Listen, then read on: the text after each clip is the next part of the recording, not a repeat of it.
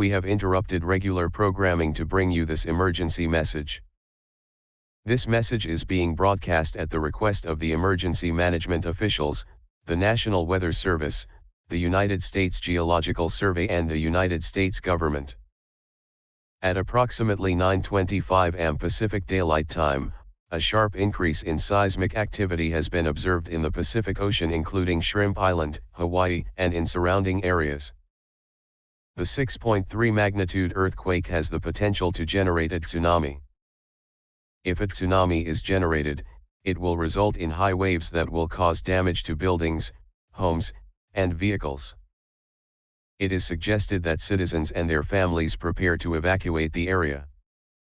This is NCKD, we will continue to serve Shrimp Island broadcast. If you are not in this local area, you should now tune to stations providing news and information for your local area. Do not use the telephone line should be kept open for emergency use. This is the emergency alert system. This concludes operations under the emergency alert system.